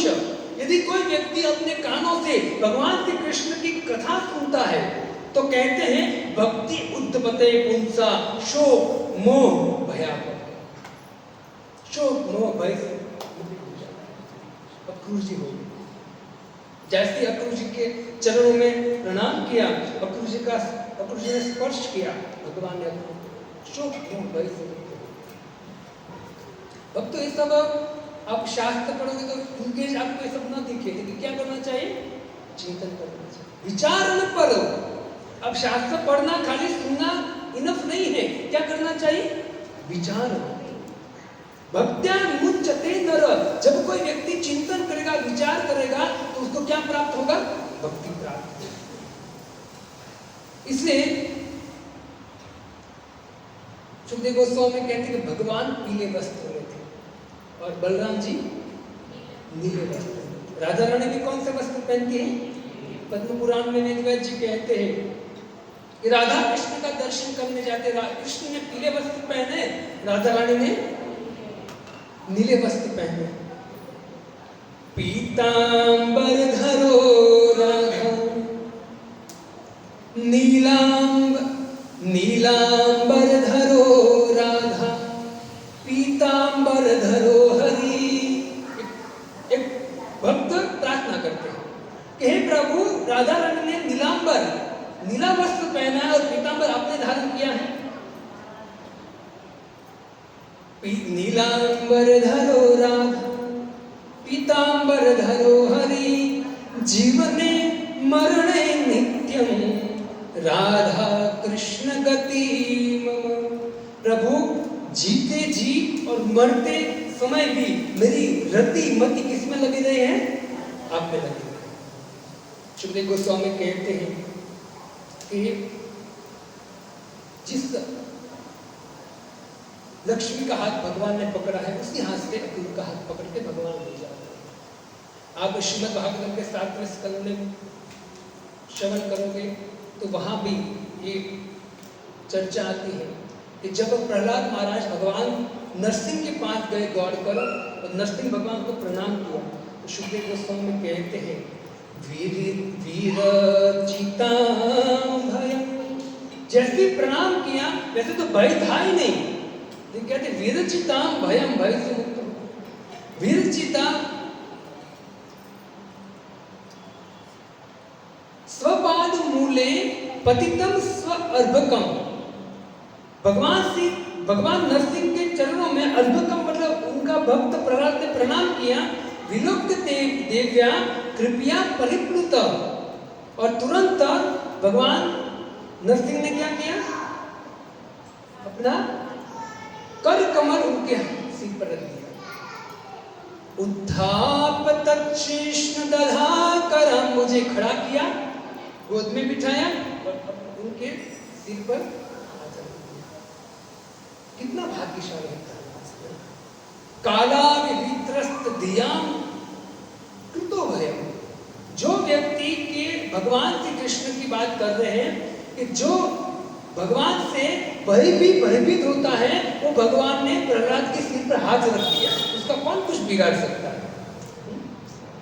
और यही बात गोपी बारंबार कहते कि प्रभु आपके कर कमल है ना, हमारे सिर पर रखिए। गोपियां कहती है वीर चिताम भयम वृष्णिधूर्यते चरणमीयुषा संश्रुते भया कर सरोरुह कांत कामदम। हमारी कामना है कामदम, हमारी कामना है। क्या कामना है गोपिया की? तो कहते कर सरोरुह। आपके जो कर है कमल जैसे, सरोरुह मतलब कमल, आपके जो कमल जैसे कर है ना, उसको कहाँ रखो? शिरसिधे श्रीकराग्र। आपके चरण कमल, हस्त कमल को भक्तों, इससे कथा को ऐसे एक एक शब्द को पकड़कर आगे बढ़ना चाहिए, आस्वादन करना चाहिए। अब एक एक श्लोक में इतना सुंदर सुंदर भाव सुखदेव गोस्वामी ने दिया है, लेकिन हम अगर एक एक श्लोक लेंगे तो मथुरा नहीं पहुंच पाएंगे। ठीक है, हमको मथुरा पहुंचना है। घर ले गए, आश्रम दिया, भोजन दिया। दोनों भाई अक्रूर काका के चरण दबा रहे हैं। नंद बाबा आया, नंद बाबा ने पूछा आप कैसे हो और आपके आने का उद्देश्य क्या है? अक्रूर ने सब कुछ बताया। हे बाबा, मैं कृष्ण और बलराम को लेने आया हूं। विचार कीजिए, जैसे राम को लेने कौन आया था? विश्वामित्र। ऐसी दशरथ की स्थिति हुई, ऐसी स्थिति नंद बाबा की स्थिति हुई और कहा अक्रूर के बाबा आपको भी आना है और गोपाल सबको आना है साथ में। कृष्ण बलराम को तो लेने के लिए मुझे कंस ने अपना रथ दिया है सोने का। इतना सुना ना, मतलब ये कि कृष्ण बलराम को मैं लेने आया हूँ। यशोदा बाजू में। देखो भक्तों, नंद बाबा अक्रूर से बात करेंगे, संवाद, कृष्ण अक्रूर से बात करेंगे, गोपियां अक्रूर से बात करेंगी, लेकिन यशोदा एक शब्द नहीं बोलती है। तो यशोदा ने जैसे सुना कि कृष्ण बलराम को मैं लेने आया हूं, इतना सुन के यशोदा स्तब्ध हो गई। नंद बाबा ने यशोदा के सामने देखा, विश्वनाथ जी बैठा करके यशोदा के सामने देखा, यशोदा का भाव देख गया, क्योंकि यशोदा है ना, यशोदा दया का सागर है। दिन रात कृष्ण की सेवा करती थी, इतना प्रेम करती थी। उनके सामने देखकर नंद बाबा समझ गए। नंद बाबा ने यशोदा को कहा, यशोदा तू चिंता मत कर, तू चिंता ना कर, तू देख हमारे कृष्ण बलराम को लेने के लिए कंस ने सोने का रथ भेजा है। 2 दिन की बात है, 2 दिन में यज्ञ खत्म हो जाएगा, वापस आ जाएगा। कौन कह रहा है? देखो, ये नंद भवन में सब बात चल रही है। ये नंद भवन में बात चल रही है कि कृष्ण जाने वाले हैं, अभी बाहर गोपियों को पता नहीं चला है। गोपियों को भी पता नहीं चला है, बाहर अंदर बात चल रही है और गोपियां विचार करें कि क्या हो रहा है अंदर, अब क्यों आए हैं।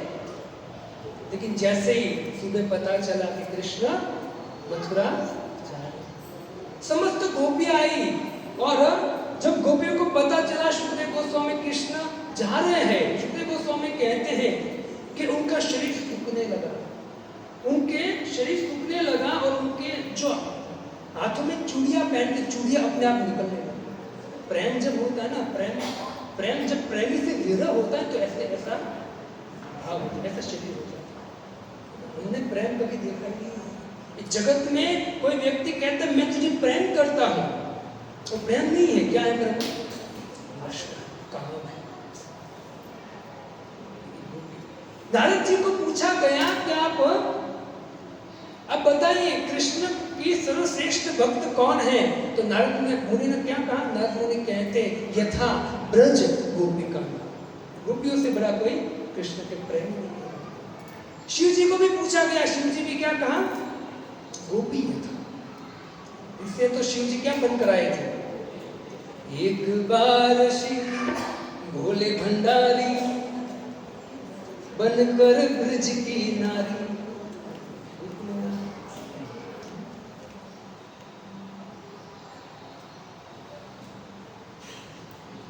तो गोपियां को पता नहीं, सुबह पता चला गोपियों को कि कृष्ण जा रहे हैं। सुखदेव गोस्वामी कहते हैं एक सखी दूसरी सखी को कहते कि हे सखी, ये जो सुंदर मुख रोज हम देखते हैं ना दिन में कई बार, वो सुंदर मुख अब कौन देखेगा? मथुरा की नारियां देखेगी। कितनी भाग्यशाली। हे सखी, कोई नंद बाबा को बताइए, नंद बाबा को बताइए कि इनको रोके। क्या बोल रही है गोपियां? एक सखी दूसरी गोपी को कहते कि हे सखी, नंद बाबा को बताइए कि इनको रोके। यदि ये नहीं रोकेंगे ना तो नंद बाबा का बुरा हाल होने वाला है। हुआ ना? नंद बाबा को बारंबार कहते हैं, लेकिन सुखदेव गोस्वामी कहते कि रोज भगवान श्री कृष्ण जो है उनको यशोदा उठाती थी, जगाती थी। आज यशोदा जगा नहीं देगी। यशोदा को पता है कि जैसे मैं उनको जगाऊंगी ना, ये कहाँ चला जाएगा? मथुरा चला जाएगा। अभी नहीं जगा रही है माता यशोदा।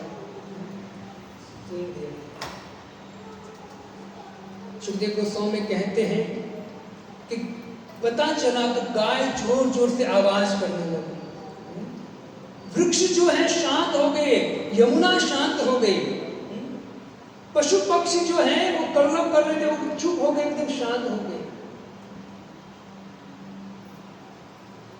गोपियां सब अब तो उनके रथ के नीचे जैसे एक वनराय लिपट जाते ऐसे लिपट गए और बारंबार कहते हैं कि मत जाओ। कृष्ण सभी और देख रहे हैं, कृष्ण की नजर सभी और घूम रही है। किसको ढूंढ रही है? राधा। कृष्ण ढूंढ रहे राधा रानी, अभी आए। भक्तों, सुखदेव गोस्वामी कहते हैं कि जैसे ही राधा रानी आई, राधा रानी को पता चला, राधा रानी फुल स्पीड से आई, तो जैसे ही कृष्ण के सामने आई ना, सामने कृष्ण, यहाँ राधा रानी खड़ी है, एक दूसरे को देख रहे हैं। तो देखते देखते समझो कि सुखदेव गोस्वामी कहते एक दूसरे को नजरअंदाज कर रहे, देखते हुए भी नहीं देख रहे। राधा रानी ऐसे नजर ऐसे कर रहे, कृष्ण वैसे। और कृष्ण कहते हैं राधा रानी, तेरे एक आंसू भी यदि पृथ्वी पर गिरा ना मेरे गिरन में, पृथ्वी फट जाएगी। मना कर रहे कृष्ण, इतना प्रेम है राधा।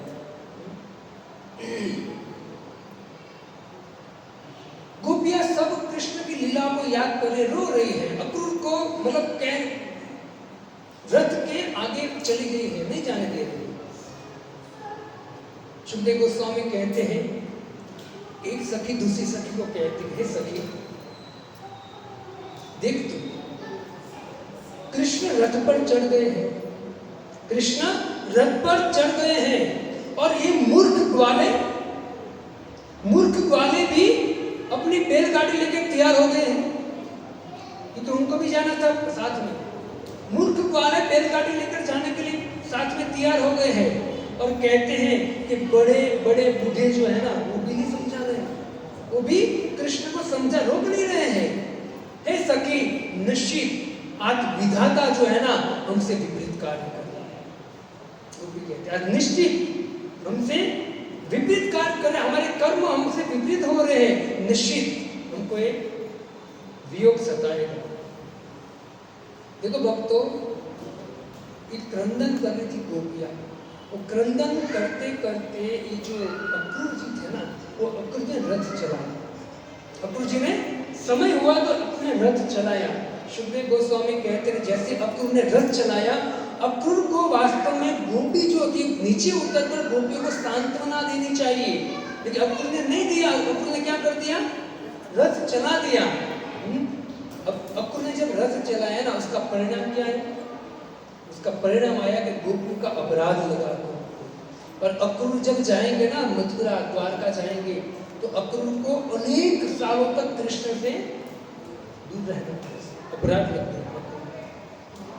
अपने स्वयं समंतक मणि की कथा श्रवण किया होगा, सत्राजित की। सत्राजित के गले में एक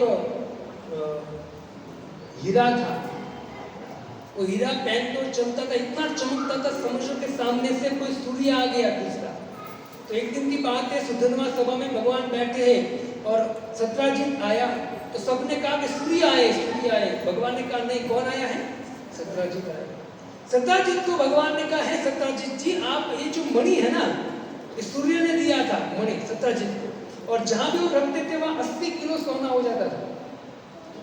अभी अगर हमको मिल जाए तो प्रभु मंदिर बना ले बड़ा करोड़ों रुपए का।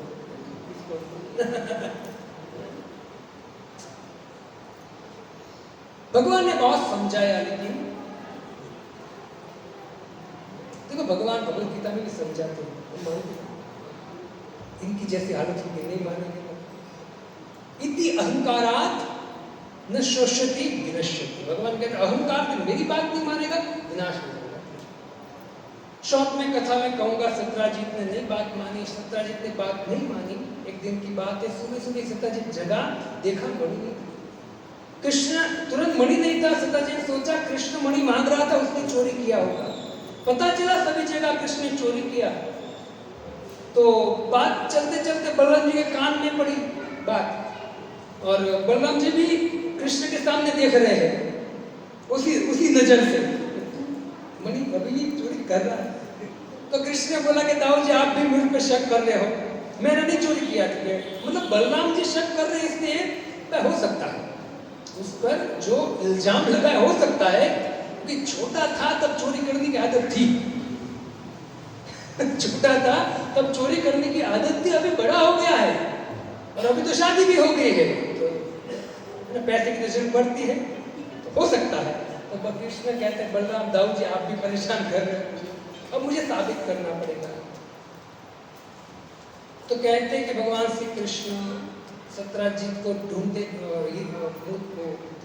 हीरा को मणि को ढूंढते ढूंढते गए। मणि ले गया था उनका भाई प्रसेनजीत, उनको मार दिया शेर ने, शेर को मार दिया भालू ने। भालू कौन थे? जामुन से युद्ध हुआ 28 दिन, 14 या 28 दिन युद्ध हुआ। भगवान मणि लेकर वापस आए, सत्राजित को दिया, और सत्राजित को जैसे दिया, सत्राजित को तो वार्निंग दिया था कि जो मणि है तो राजकोष में जमा कर दे, लेकिन भगवान की बात नहीं मानी। हुआ ऐसा, भक्तों आगे जाकर कृतवर्मा, शतधन्वा और अक्रूर तीनों ने प्लानिंग किया इनसे मणि लेने का। तो शतधन्वा ने सत्राजित को मार दिया और मणि ले लिया। सत्राजित कौन थे? सत्राजित कौन थे? ठाकुर जी के ससुर थे, है ना। अभी ससुर से बहुत प्रेम होता है।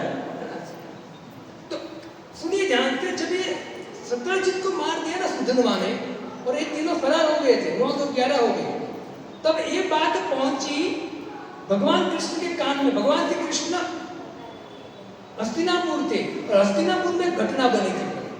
हस्तिनापुर में क्या घटना बनी थी? 5 पांडवों को लाक्षागृह में जला दिया था। मतलब ऐसी बात बाहर आई तो कृष्ण को तो पता चला कि पांडवों को कुछ नहीं हुआ है, लेकिन भगवान श्री कृष्ण बलराम जी वहां सब रो रहे थे, वहां वो आए, रो भी बैठ कर रो रहे हैं, मेरे पांडव दोनों रो रहे हैं,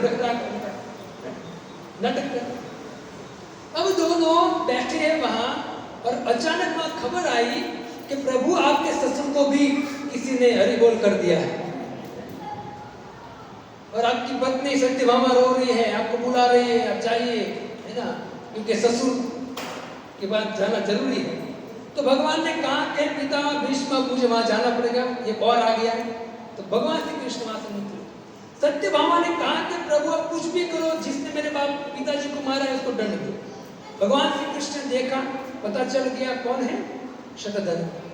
शतधन्वा जब मणि उनके हाथ में आया ना तो मणि लेकर वो तुरंत उनको पता चला कि कृष्ण को पता चल गया मुझे वो छोड़ेंगे नहीं। तो शतधन्वा तुरंत कृतवर्मा के पास गया और कृतवर्मा कहा कि हम तीनों ने मिलकर सब कुछ किया है।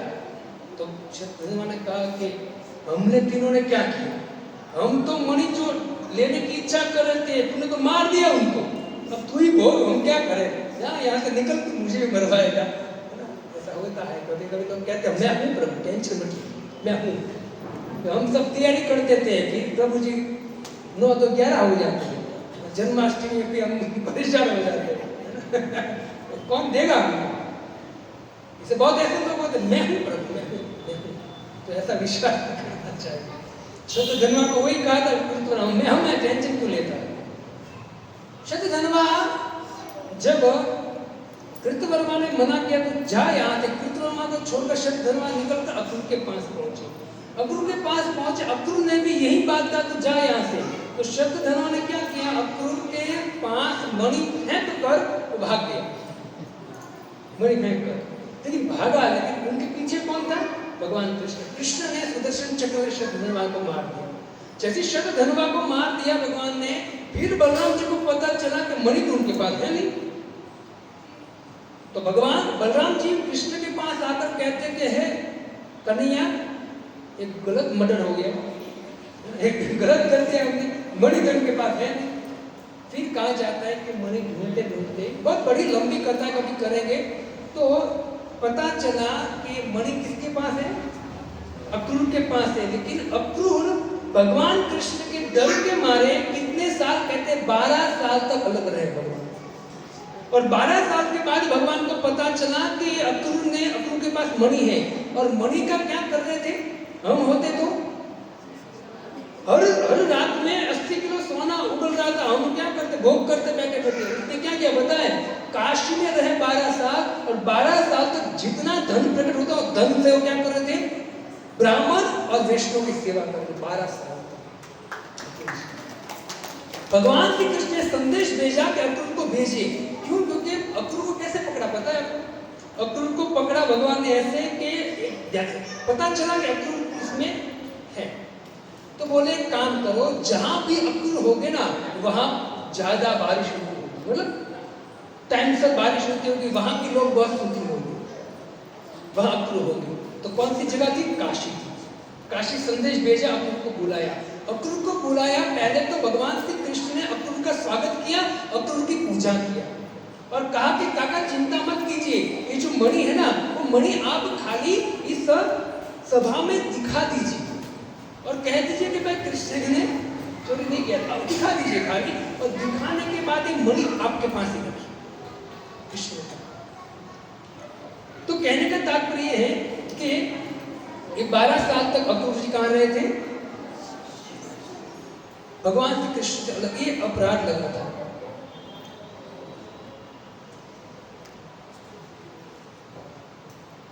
जब भगवान श्री कृष्ण जा रहे, गोपियां रो रही, भगवान श्री कृष्ण ने एक बात कही, सुनिए भक्तों, एक बात कह के मैं समाप्त करूंगा। भगवान श्री कृष्ण गोपियों को कहते हैं, ये जो एक शब्द भगवान बोले हैं ना, वो एक शब्द कान में जब गोपियों के पड़े ना, वो शब्द को लेकर गोपियां भगवान श्री कृष्ण के विरह में रोती रहती थी, लेकिन शरीर नहीं छोड़ती थी। क्यों? क्योंकि भगवान ने कहा था कि मैं आऊंगा। सुखदेव गोस्वामी कहते हैं, तास तथा तप्यति दीक्ष स्वप्रस्थान यदुत्तम सांत्वयामस संप्रेमे आयास्य इति देवदेव।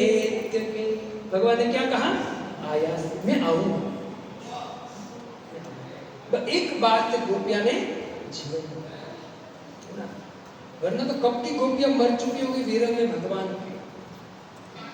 वापस में आओ, अक्रूर लेकर भगवान को जा रहे, यमुना आई, भगवान श्री कृष्ण अक्रूर को बोला काका थोड़ी देर ठहरिए। यमुना के किनारे रथ खड़ा रखा, भगवान श्री कृष्ण बलराम नीचे उतरे, आचमन किया और आचमन करके मुंह धोकर पानी पीकर भगवान श्री कृष्ण बलराम वापस रथ पर चढ़ गए। अक्रूर ने बोला कि हे प्रभु मैं आता हूँ स्नान करके, यमुना अभी मैं वृंदावन आया ही हूँ तो यमुना में स्नान कर लेता हूँ। अक्रूर जी नीचे उतरे रथ के और यमुना में जैसे स्नान करने के लिए प्रवेश किया और एक डुबकी लगाई, डुबकी लगाने के बाद बाहर आए ना तो कृष्ण बलराम को यमुना में देखा उनके सामने। अक्रूर ने बोला अभी तो वहां बैठे थे, यहाँ कहां से आ गए? अक्रूर जैसे बाहर आकर रथ में देखा तो रथ में भी दोनों बैठे हैं आराम से। वापस आए अक्रूर जी और जैसे यमुना में देखा तो यमुना में दोनों स्नान कर रहे हैं, है ना, लेफ्ट राइट, मतलब बारंबार ऐसा कर रहे हैं। अक्रूर जी का माथा घूम गया और अक्रूर जी ने कहा भगवान कभी भी वृंदावन छोड़कर नहीं जाते, वृंदावन परित्यज्यम पादम एकम न गच्छति, वृंदावन छोड़कर भगवान श्री कृष्ण कहीं नहीं जाते। इसे यदि सच्ची श्रद्धा से सच्चे दिल से यदि वृंदावन यात्रा करोगे ना भक्तों के साथ, आपको एहसास होगा कि नहीं भगवान श्री कृष्ण है।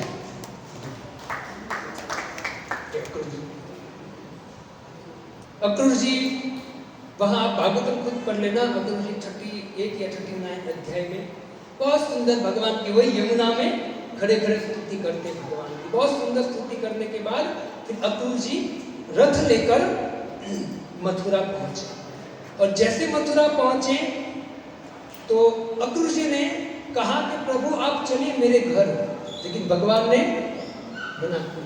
अब अक्रूर के घर जाना चाहिए भगवान को, लेकिन क्यों मना किया? ओम श्रवण करेंगे कल। हरे कृष्णा कृष्णा कृष्णा हरे हरे, हरे राम। तो कल भगवान श्री कृष्ण मथुरा में प्रवेश करेंगे। मथुरा में पहला तो उद्धार करेंगे धोबी का, है ना, धोबी का उद्धार करेंगे। उसके बाद किसका उद्धार करेंगे? उपजा का उद्धार करेंगे। उपजा के उद्धार से पहले एक माली का उद्धार करेंगे। तो भगवान 3-4 लोगों का उद्धार करेंगे। वो कथा बहुत सुंदर है, श्लोक वाइज हम कल प्रयत्न करेंगे श्रवण कराने का। आप सबको निवेदन है आप सब आइए टाइम सर 7, सवा 7 बजे हम स्टार्ट करेंगे कथा। और परसों जन्माष्टमी है, परसों के दिन 7 बजे से लेकर रात को 12 बजे तक कार्यक्रम है। सबको निवेदन है आप भी आइए और आपके सगा संबंधियों को भी लेकर आइए। जन्माष्टमी धूमधाम से मनाएंगे। हरे कृष्णा कृष्ण कृष्ण हरे हरे, हरे राम राम राम राम हरे हरे।